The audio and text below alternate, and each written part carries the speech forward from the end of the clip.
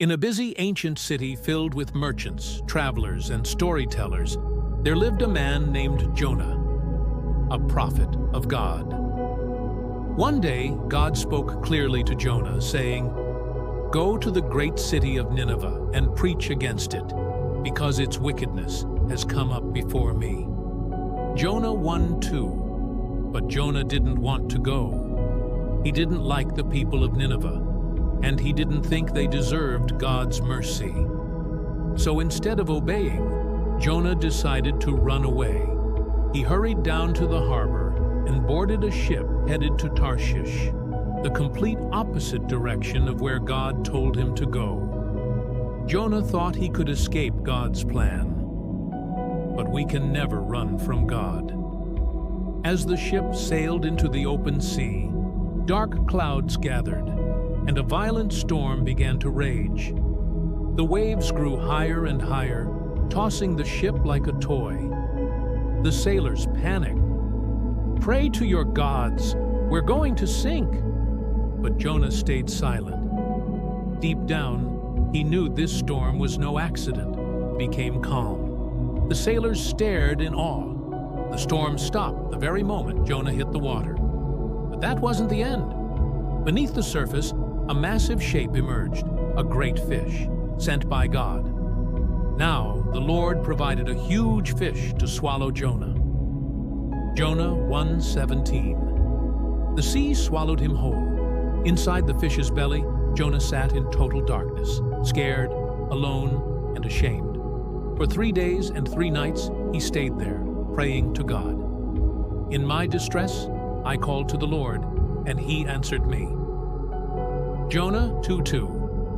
He cried out for mercy, promising to obey God's call if given another chance. God heard Jonah's prayer. The fish rose to the surface, opened its mouth, and spit Jonah out onto dry land. Dripping wet and covered in sand, Jonah took a deep breath and whispered, "Thank you, Lord, for another chance." This time, Jonah obeyed. He walked the long road to Nineveh, a great city filled with people. He entered the gates and began to preach. 40 more days, and Nineveh will be overthrown. Jonah 3:4. The people listened. They believed Jonah's message and repented. Even the king took off his royal robe, knelt in the dust, and prayed for forgiveness. And God, full of compassion, forgave the city. But Jonah wasn't happy. He sat outside the city, angry that God had shown mercy. Then God caused a leafy plant to grow beside him, giving him shade. Jonah was glad for the plant until the next day, when God sent a worm to eat it. The plant withered, and Jonah was miserable again. God spoke to him gently.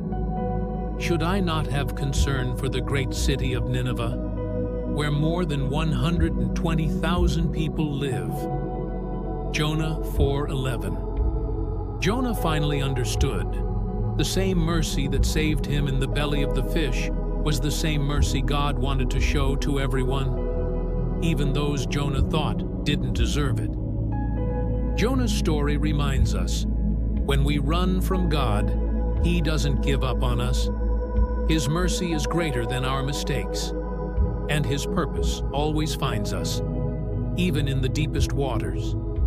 The Lord is gracious and compassionate, slow to anger, and rich in love.